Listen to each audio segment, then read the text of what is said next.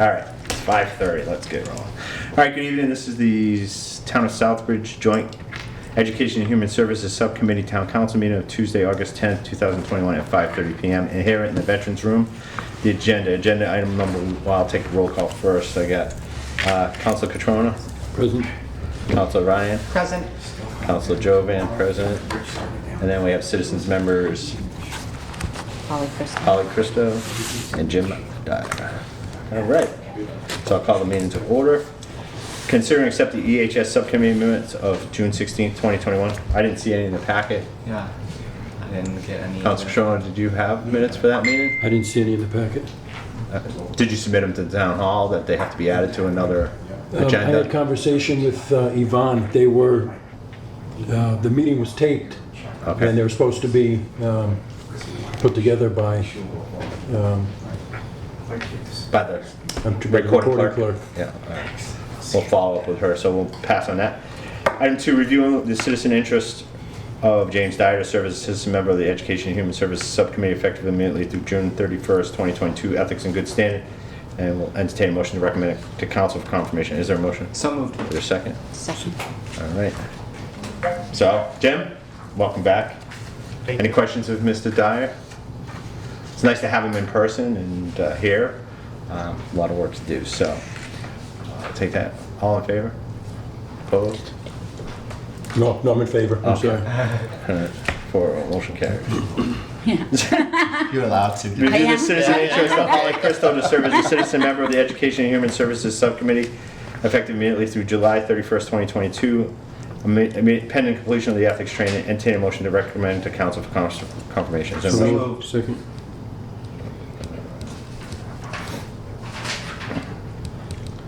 Holly, good evening. Good Welcome evening. back. You're looking forward to serving again? I am. All right. Any questions of Holly? All those in favor? Aye. Opposed? Abstain? You're gonna abstain? You gotta I'm go? in favor. Okay. You're in favor of yourself. There you go. All right. All right, review the citizen interest form of Carol Tionis to serve on the Council of Aging effective immediately through June 30th, 2024, pending the completion of the state ethics training. Entertain a motion to recommend to council for confirmation. So moved. Second. Okay. Council Chairman. Hi, I come to speak for Carol. She's my aunt. Oh.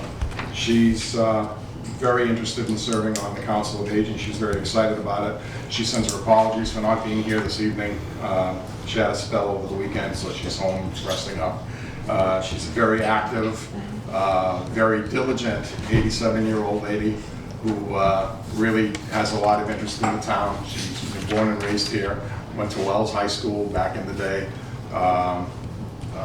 Very involved in town politics as a viewer, a looker on, and she wanted to get involved. And this came up. She was alerted to this opening, and she said, "This is something for me."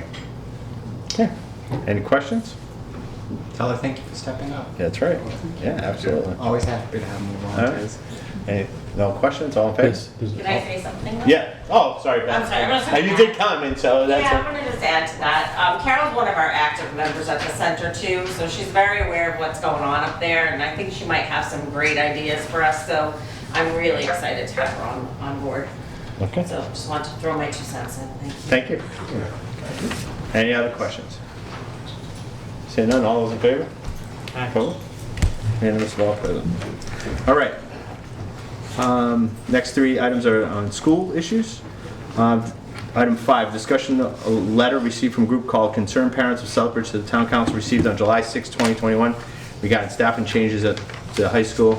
And this was a request of Town Councilor Catrona to be placed on the agenda on 8/2. So, Mr. Chairman, just to let you know, I received the exact same letter here through the town hall, and I passed it on to the school committee as well. okay, thank you. So, Councilor Catrona? I just requested it be placed on the agenda if anyone had any discussion. Want to be sure it got off to the school committee. Wasn't aware that it was addressed to every counselor. I don't hold much weight as we spoke. I've spoken to a couple people about it. It's an anonymous letter. It should be placed in your email. You know, if somebody wanted to sign their name, I did put a couple posts out trying to identify the person. I can't, so, you know, we're very well aware that there's issues up there, so that's it. Okay. Councilor Wright? I mean, I have really, the letter is quite, I mean, abrupt. It tells us what they think. Unfortunately, as the previous councilor indicated, I take very little stock in something people aren't willing to put their name to. I don't know what the intent of this letter was, and I can't follow up with this person to have a one-on-one conversation, which is what I would like to do in this type of situation. And if the people that are watching this come forward, reach out to some of us, because we understand, I mean, I understand there's issues going on, and there's a lot of people who are very discontent, who have discontent right now. But in this type of situation, if you're gonna put something like this out to the public, you better be ready to put your name to it. That's all I gotta say to that. I just want to make note, Mr. Chair, thank you, that I didn't receive this letter besides what was in the packet, so I must not be in favor of anything. Yeah. So I would highly suggest the anonymous individual step up a little bit, and you know, that's just like sending off a letter anonymously saying I support pay raises for all the administrative staff in the school because they do such a wonderful job, and sign anonymous. So it doesn't hold any water whatsoever. Thank you. Anybody else? Yeah, I know when I first received this letter, again, we did have several conversations. We did have the union president that had come before the entire council at Citizens Forum that, you know, mentioned issues that were going on. And when this came in, I'd agree with everybody's sentiment that you didn't sign it. So you're right. It's hard to follow up with what are your concerns. We do know there's staffing issues. There are things like that. But the other telling thing was, and that's why, you know, I questioned, you know, where it came from. Is if you looked at the return address, River Road. there's River Road, and there's no River Road in Southbridge. Which, okay, River Street, River Road, okay, I could see that, but there's no. And I get if you want to be anonymous, you're not going to put your street number, but you also got the zip code wrong. Yeah, twice. So, you know, on everybody's letters. So, I just look at that overall thing. It doesn't diminish any possible concerns that people may have had at the school. And I think this is going to get into the conversation that I think we're going to try to have in the next two agenda items relative to how I see the Education and Human Services Subcommittee working with the school department to develop that lines of communication and address, okay, what are the underlying issues that are going on? What is fact? What is conjecture out there and speculation? And work through that so that we can continue to come out of receivership. So with that, if people do have items and they want to come forward, I think we've always welcomed people to come and speak, but do it also the right way, make sure you know that we get it on an agenda properly posted and all that. So if nobody else has anything else to do with that, we'll file it. I don't think it needs to be addressed anything further. I will certainly mention it in my report to the full council as part of the minutes on this, that we did discuss it. And if anybody else has anything else to reach out to any council, if they want to reach out, not to me specifically, but they want to have it on an agenda to either anyone on the subcommittee or any other council that wishes to bring it forward. Any question? I think that's the fair way to do that. I would agree. And then this way too, if the only thing I can see if this is a legitimate from somebody in town is they're fearful of retaliation. And if that's the case, just know that it'd be better you talk to a counselor one-on-one to help bring these concerns forward to the proper chains than to send an anonymous letter. This way we can seek out the validity of it, and we can actually put a face to this issue, because while this may be issues that are concerning some, I don't necessarily know that this is actually a resident of Southbridge. So these are things we need to know. So if we're going to take proper action and do things the right way, that's all. Yeah. Okay.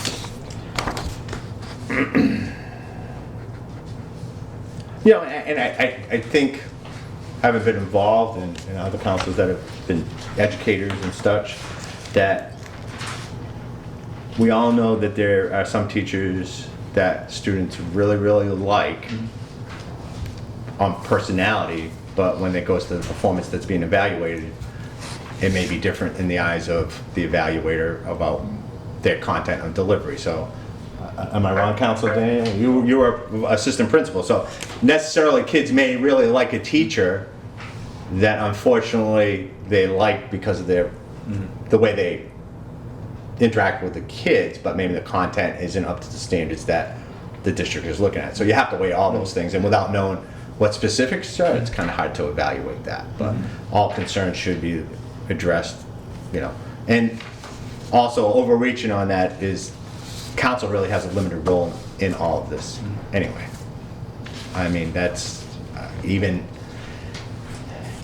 those that of us that have served on school committee had a limited role when it comes to personnel. We can listen to complaints, but when it comes to the personnel is administration. So it's really a limited role of what we can do. So, anything further with that one? No? So the second one was a discussion really of the town council's role in developing a communications exit plan with the school district and state department of elementary and secondary education regarding the current level 5 designation and plans to exit receivership. So I know that's a pretty broad topic, but I think that's something that I wanted to, and I know I've talked to a couple of you about how we as a committee, you know, through EHS, working with the school department and the entire council, how do we come up with a strategy or a plan to be able to have a dialogue with the Commissioner of Education to say what are the benchmarks, you know, where do we go, and what do we do with that? So I'm open to any suggestions or thoughts on that. I want to do this in a thoughtful manner with the receiver. I know there's some, you know, button heads with the receiver. I personally have a very good relationship with Dr. Villar.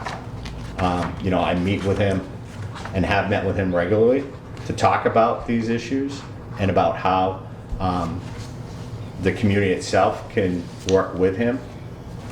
So we really do have to establish that dialogue with him, because having been on the school committee on when they took over the school district, if you go back and read the Tier 3 report, they were very critical about the town of Southbridge's governance when it related to schools. So if anybody needs that report, it's out there. If you've read that, and that was one of the key things. How was the relationship between town and schools, and then how was the school committee's governance with the superintendent's office?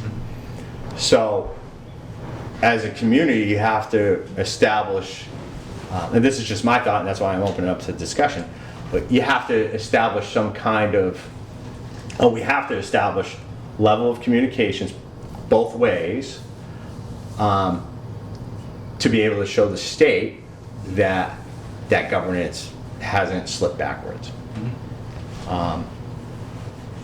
And if you look at Lawrence is 9-10 years into the receivership, and they're not even they haven't even exited yet either. We're at year 5. I think Holyoke's probably 6 months ahead of us, something like that. So, that's questions. Lawrence is having actually some really bad issues right now.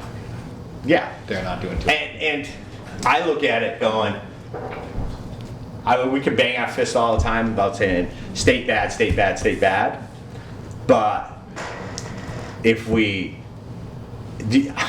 I can't conceivably, and I've said this to many councils on the side, I can't conceivably say if we act that way that the state's just going to say, yeah, you're right, we were bad, we made a mistake coming in, we didn't enter right, and we're going to back away. So, thoughts on that?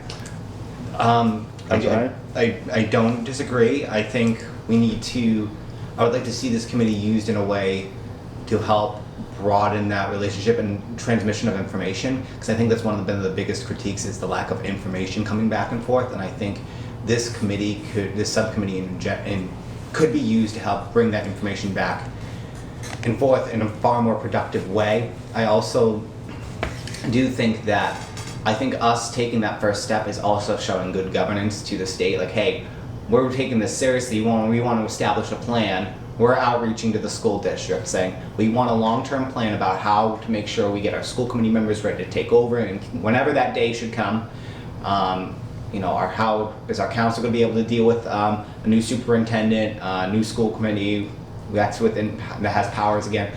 That's all stuff we need to start planning out, and I think us taking the first initiative in the subcommittee phase is proof enough that we're trying to move away from the failed practices of the past. Right. Councilor Trump? Nothing yet. Okay. Anything from you guys? So, to that point, I did have a brief conversation with Senator Fatman when we were doing the tour at Green Meadows. He had facilitated a meeting with the Commissioner of Education last year. Unfortunately, it was that Zoom-type meeting that really wasn't that productive.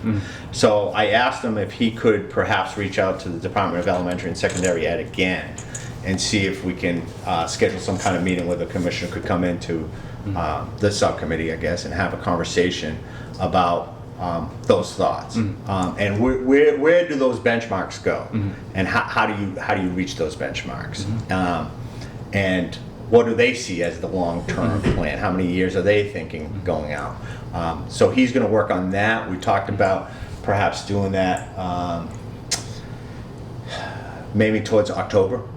So get the schools open, because we know that COVID's on the rise. Kids are returning to school. It's going to be full in-person learning and all that. So let's get them to settle down a little bit, and then perhaps late fall try to facilitate that meeting. So he's gonna work on that. Okay. I did meet with Dr. Villar this morning, which is my regular meeting as chairman of the council. From the day that I became chairman, I had wanted to make sure that council had the ear of the receiver, and how could we talk back and forth with Dr. Villar, especially he was brand new back at the time. And like I said, we fostered a very good relationship where we have honest conversations. And I implore anybody that wants to go up and talk to Dr. Villar and have a conversation with him to really sit down with him and discuss some of these issues. So today, I talked to him a little bit about staffing and changes in their staffing, and how many teachers actually were non-renewed for the year. And he gave me the number, approximately 20 were non-renewed throughout the entire district. That 20 were non-renewed.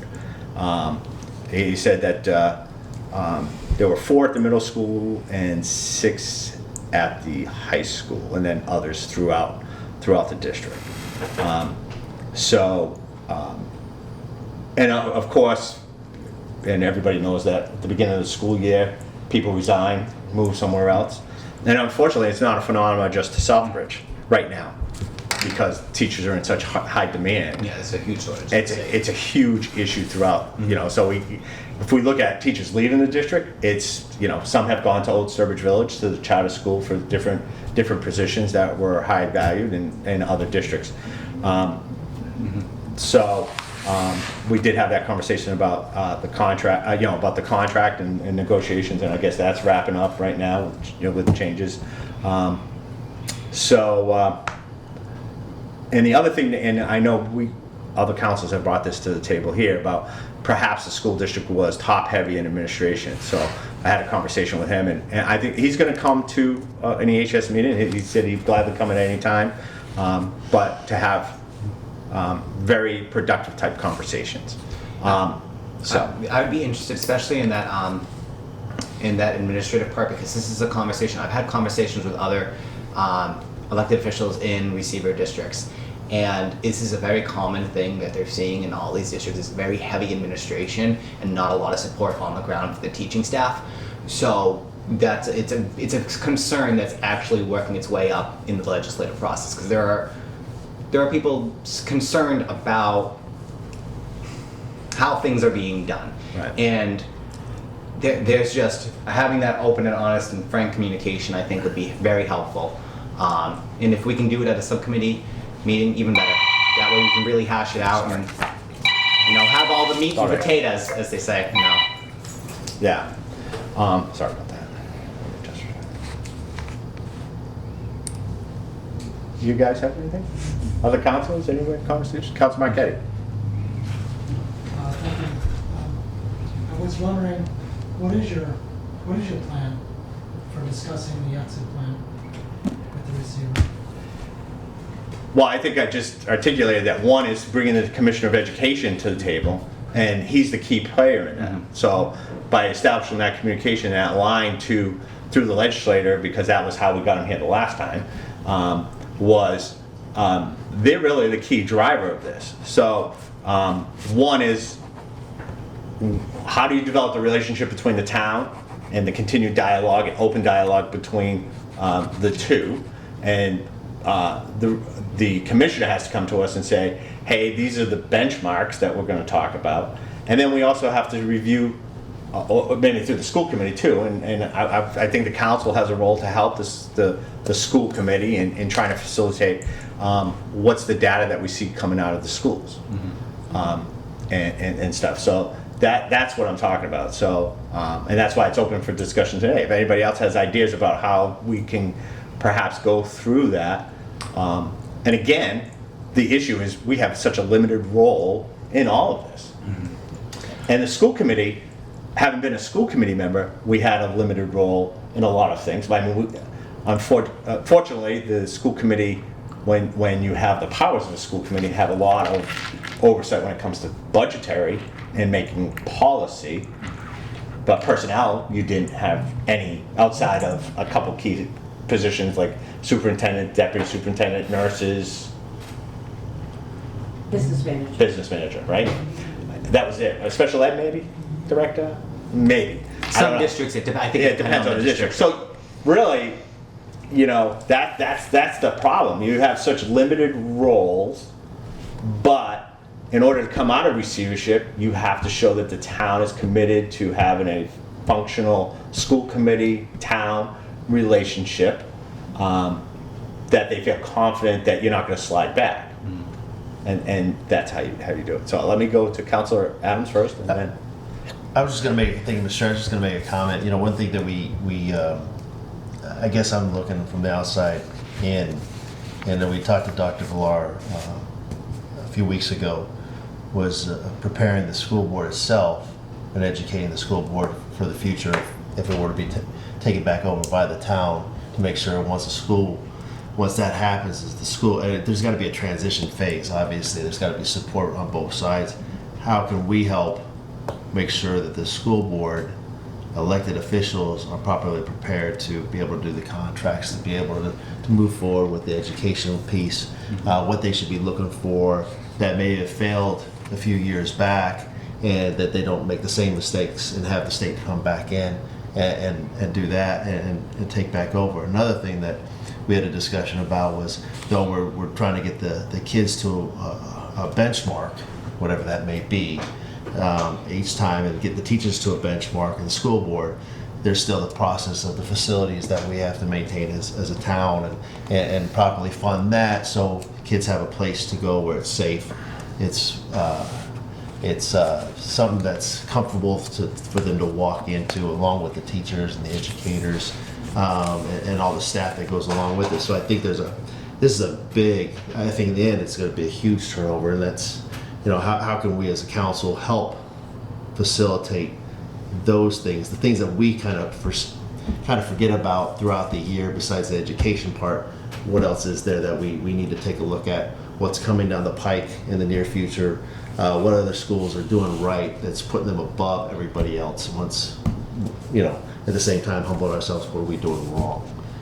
Even though we may not be in control of it, what are we doing wrong, in a sense to, I guess being wrong is not preparing ourselves for the near future to be able to take that back over from the state itself. And so I guess those are some of my concerns and ideas that I think it's the whole gamut. It's its own little town. Yeah. Go ahead. Could you just state your name? Sorry. I'm Erin Mello, Oh, yeah, right. Okay. new. So one of the things that I was thinking was, along with what David had said, pretty similar, that one of the keys seems like it would be training of the school committee to be prepared so that when that time comes, we would actually be ready to do the job and do the job well so that we don't end up in the same spot. And the time to start that seems like it would be as soon as possible so that we're ready and not scrambling at the last minute when we're ready to actually make a transition. The other thing that I talked to very briefly with Dr. Villar, I met with him once before, like in May, and it seems like a phased transition would be a really helpful thing. Kind of reminding me of some of these COVID phases that the governors and things have come up with a little bit, in the sense that we have a phase 1, and then if phase 1 is going well, then we move into phase 2. If phase 1 is not going well, then we can always go backward and have maybe a 3 or 4 phase process where we're transitioning a little bit more slowly so that we have a little bit of time to learn the different components of the job. So that was one of my thoughts. It seems like there is a line item in the budget even now for school committee, like $100,000 for something, which I'm assuming is getting reallocated somewhere else because we haven't been using that. But it seems like one logical way to use at least some money, maybe not 100,000, would be in training of some kind if there's. Yeah, I think that 100,000 school committee is not all for school committee. If I remember back, it was maybe for, like, if you had legal fees through the school committee for contract, impact bargaining, things like that. So, But somewhere there should be some possibility of. yeah, and I do know when we had our meeting last year with the commissioner, he offered the training for school committees and that they would offer training. So, and it's through Mass Association of School Committees. Yeah. I mean, we did that back when Dr. Hanley came on board as the superintendent of schools. We did a whole retreat on what the school committee roles are, how do you build all that. Yeah, going off that, I actually, one question I want to ask is, how many, if we can get this information, maybe Martina, since you're here, maybe you can get this information. So,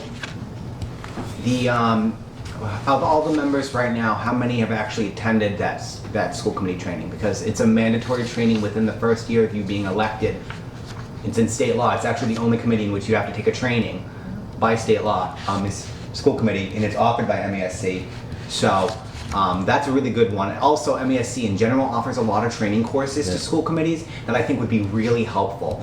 I think it'd be really hard for us as a district to try to come up with ways, like, how do we train in a way that's going to be better than MASC, which has exposure to other receiver districts and having gone through that. Number 2 is they usually do go through phases. That's what Lawrence is in right now. They have, their school committee has partial control. They don't have full control. They're going through a phase program. That's usually how the state comes out of receivership, even city receiverships. They usually go out in a phase system.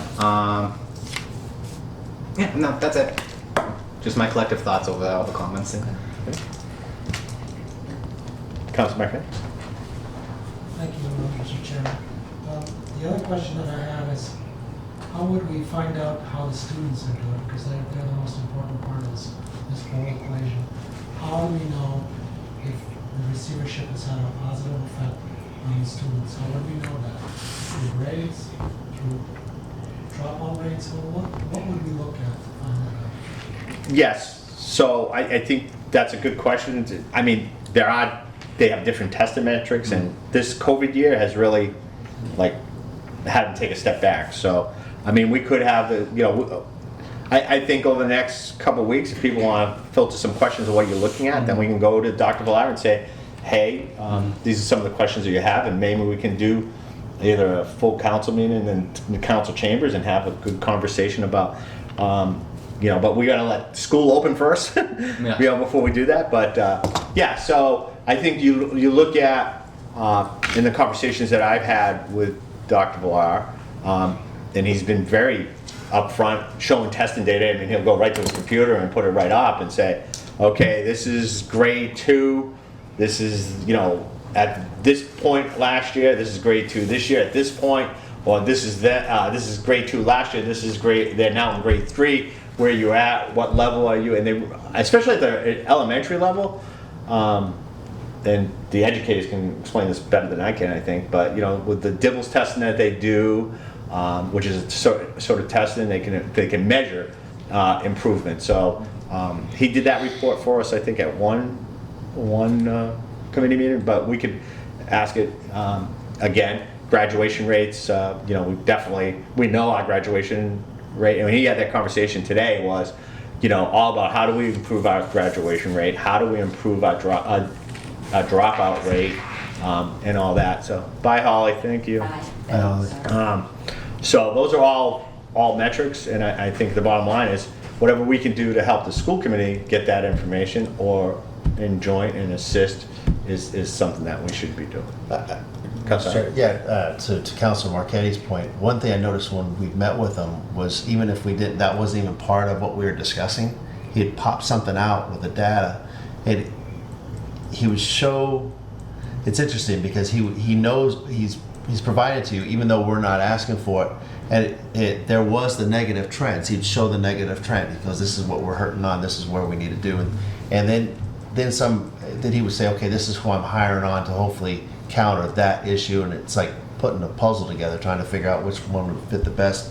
Then you show the progress. I think that the younger grades, based on what I've seen the last few times, the younger grades have done so much better. But you know, we're struggling with that other that last generation that's about to go into the real world, and that's maybe 5 years ago. And so he's shown that. I think he's been a very honest broker with that, even if they're failing in a certain area. So, does this sound like a reasonable type approach to this? I mean, Councilor Petroni, you have anything to add? Or? No.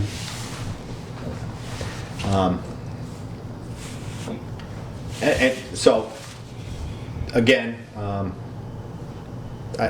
you know, it's just. I know kids first, right? I mean, we talked about that years ago, right? Kids first, strive for excellence. I mean, I think that's everybody's goal, and that's. I think as a council, we worked really hard over the last several years. You know, I looked at I think I said this several years ago, buckets, right? So, a taxpayer wants good schools, good roads, public safety, right? Reasonable priced. We've worked really hard on the roads. We've worked really hard on public safety, and we're working really hard on the schools, and we just have to have that dialogue. So, you know, I know, you know, there's some changes up to the administration. I know the deputy superintendent left the district. For whatever reason, but in the budgetary things, he's not going to replace that position, is what he said to me today. He's not anticipating, so that he can reallocate the money to put more direct services to kids and students. So, and I think that's why it's important as council is that if we have questions, or even school committee, to go in and meet with him, because he lays it all out. He says, this is the plan, this is what I'm doing, this is the reason I'm doing this in this specific whatever part of the school it is. We may not like it because of personal, you know, like we may have friends in that department or whatever, and it disrupts those friends. But if they're well thought out changes as to why you do something, we have no say on it. School committee, I know as school committee we didn't have a lot of say on a lot of things. You know, we may not like it, and the proof is in the pudding, and we'll see how that goes. So I will circle back with everybody as to any questions you want to bring to the table, any information that you're looking for, and we'll work towards that meeting with the receiver and the Commissioner of Education with the school committee, and have that dialogue, which I think is very important. Because I don't think the state even knows what they're doing when it comes to how we're going to come out of it and what the plan is. So, and the last thing on the agenda that I put on as discussion was just, I know there was a lot of talk about budgets. We got the budget report, so if there was any questions on that we need to filter up to Dr. Villar when it comes to the budgetary process and, you know, the line item, things change in the line item. Again, we don't really have a lot of say over that. But if anybody had any questions on it, I told Dr. Villar I wasn't anticipating for him to be here or even Karen. It was more if anybody had questions, wanted everybody to know the information's out there. If you have questions, they are closing out the book, so I did talk to Karen about how there was noted that there was a $1.2 million deficit projected in the school budget? well, in the posting, so you had to be careful. So when it came out, but that was because they hadn't posted all the grants and everything. So at the end of the year, they post everything to the right grants and everything. So they're not anticipating any deficit at all. That last year they gave us back a penny. This year they might give us back 2 cents. I don't know. That's usually how they do it. They spend it down to the last Yeah. couple pennies. Yeah. Yeah. So, which it is what it is, you know. So as we see the Munis. I like the Munis system. The Munis system. So it breaks it down into the cost centers. And I know, Council Ryan, you had some questions, I think, when we had the Bay Path budget about how they presented it. I think theirs was very similar.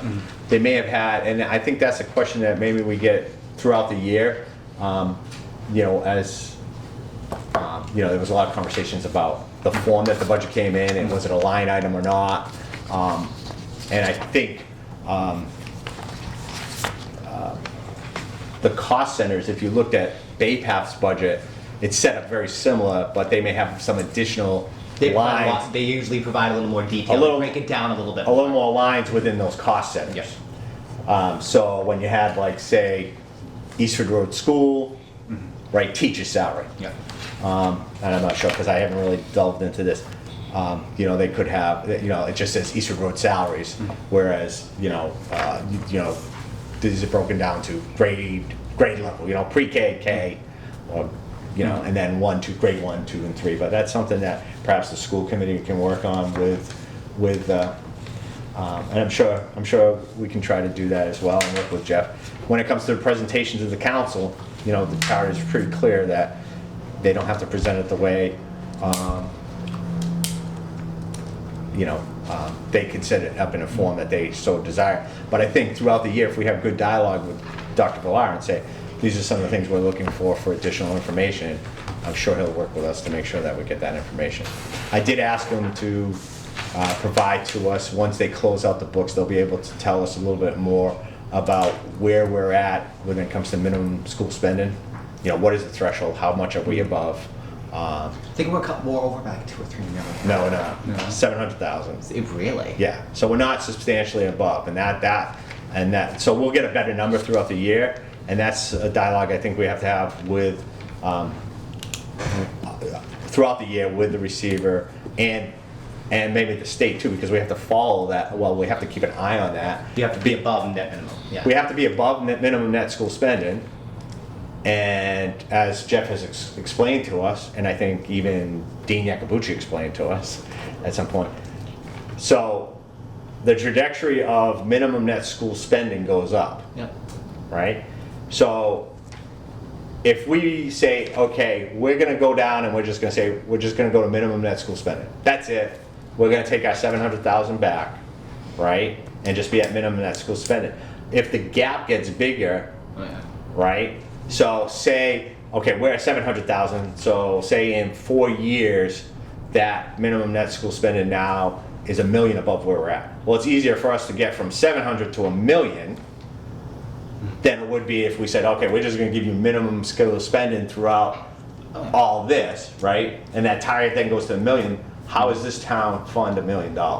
Yeah, no, I'm more of a, I'd rather it stay where it is and slowly increase up to meet our need than cut it down and then have to increase it dramatically. What's Right. the point of that?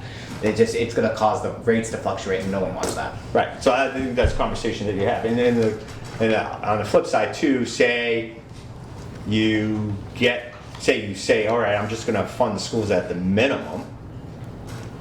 Then if something happens and you fall below that minimum, then fine you whatever it is for that. So Yeah, and it's a 3-year calculation too. It's not Yeah. just 1 year. Because that's what happened to Bay Path. They fell behind for a couple of years, and now they've been working the last like 5-6 Right. years to catch back up to make sure their averages don't get messed up. Yeah. So it's all good discussions to have.